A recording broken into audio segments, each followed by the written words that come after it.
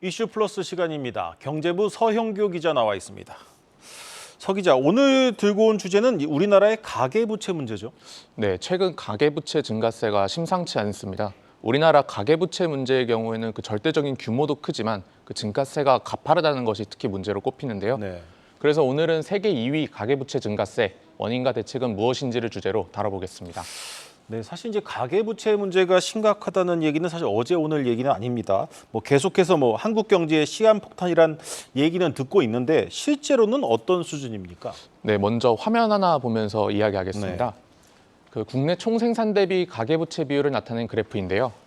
한국의 경우 GDP 대비 가계부채 비율이 2012년 77.3%로 BIS가 집계하는 주요 43개국 가운데 14위였습니다. 네.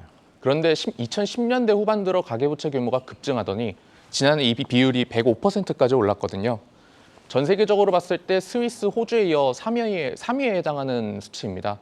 반면 G20 국가의 평균 GDP 대비 가계부채 비율을 보면 60% 안팎에서 큰 움직임이 없는 모습이거든요. 오히려 최근 3개년만 놓고 보면 2020년 69.5%에서 2022년 62.2%로 줄었습니다. 네. 다음 화면 보겠습니다. 이 표는 주요국의 가계부문 DSR을 나타내고 있는데요. 우리나라의 DSR은 13.6%로 전 세계에서 2위에 해당합니다. 연간 1억 원을 버는 사람이 있다면 그중 1,360만 원은 원금과 이자를 갚는 데만 고스란히 들어간다는 얘기거든요. 미국과 일본의 DSR과 비교하면 2배 수준입니다. 네. 그 DSR 수치도 세계 2위인데 그 증가세 역시 호주에 이어 세계 2위거든요. 2021년 12.8%에서 지난해 13.6%로 0.8%포인트 올랐습니다. 가계부채 규모가 커지는 동시에 금리가 상승하면서 이자 부담이 늘어난 영향으로 분석됩니다. 네, 지난해부터 좀 이제 금리가 급격히 올라가면서 올해 초까지만 해도 이제 가계부채가 좀 줄어들지 않았습니까? 근데 최근 들어서 다시 좀 크게 늘어나고 있죠.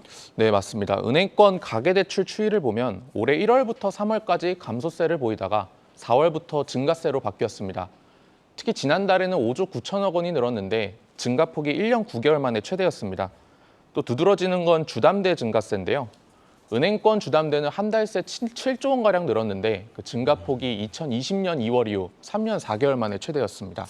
네, 그러니까 이제 우리나라의 가계부채의 절대적인 규모도 크고 증가세도 빠르다는 건데, 그런데 경제 규모가 커지면 가계부채도 자연스럽게 늘어나는 것 아닙니까? 근데 어떤 문제가 있는 겁니까? 네, 일부 그런 측면이 있긴 한데요. 네. 일단 단기적으로는 금리 상승기에 금융시장의 불안이 커질 수 있습니다. 지난해 한국은행이 기준금리를 급격하게 인상하면서 가계대출의 연체율도 빠르게 상승하는 추세인데요. 은행권의 가계대출 연체율이 지난 1분기 말 기준 0.31%인데 금융권에선 2분기 연체율이 더 올라간 것으로 지금 보고 있습니다. 네. 또 가계부채는 장기적으로 봤을 때는 성장 둔화와 불평등을 키우는 요인입니다. 앞서 우리나라 DSR이 13.6%로 세계 2위라고 했는데 그만큼 원금과 이자를 갚는데 본인의 소득을 많이 쓰고 있다는 얘기거든요. 가계부채 때문에 가처분 소득이 줄어들면서 민간 소비를 제약할 수 있는 겁니다. 또 우리나라 가계부채는 부동산 가치 생산성이 낮은 분야에 집중돼 있잖아요. 네. 이 역시 성장을 둔화시키는 요인으로 볼 수 있습니다. 또 전문가들은 가계부채 문제가 노인빈곤 문제로 연결될 수 있다고도 지적하는데요.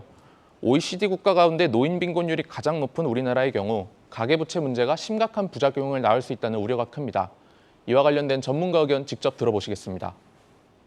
우리보다 가계부채 비율이 더 높은 나라들, 예를 들어서 호주 아니면 스위스 같은 나라들에 비해서는 사실 이런 연금 부분이 조금 약한 것이 사실입니다. 소득이 평균적으로 봤을 때 은퇴한 후로 그런 나라에 비해서 훨씬 더 약해질 가능성이 크고요. 결국은 소득은 줄어드는데 부채의 부담은 여전히 남아있다. 네, 원인을 알아야 대책을 세울 수 있을 텐데 우리나라에서 유독 가계부채가 크게 늘어난 이유, 이 원인에 대한 분석도 있습니까?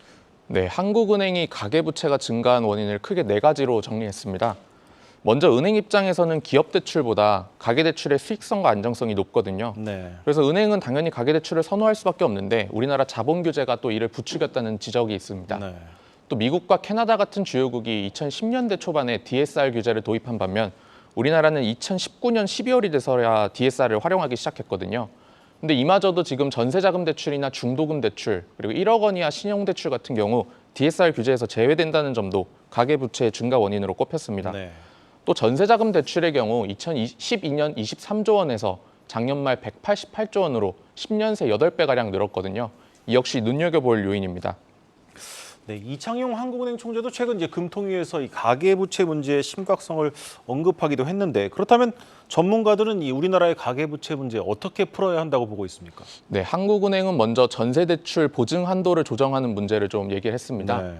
전세대출의 경우 현재 주택도시보증공사가 이제 최대 100% 보증을 하고 있거든요. 그러다 보니 은행이 책임질 리스크가 거의 없습니다. 네. 이게 무분별한 대출로 이어지면서 갭 투자 자금으로 활용되고 있다고 지적했는데요.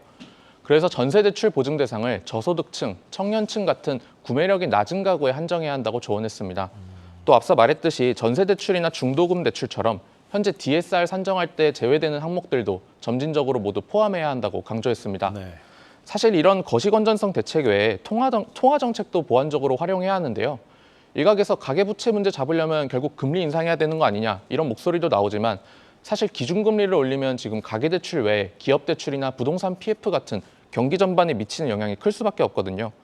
아무래도 경기 침체나 금융 불안정 우려가 있다 보니 금리보다는 DSR 규제 등으로 가계부채 문제를 풀어야 한다는 게 전문가들의 조언입니다. 네, 잘 들었습니다. 이슈 플러스 경제부 서영교 기자였습니다.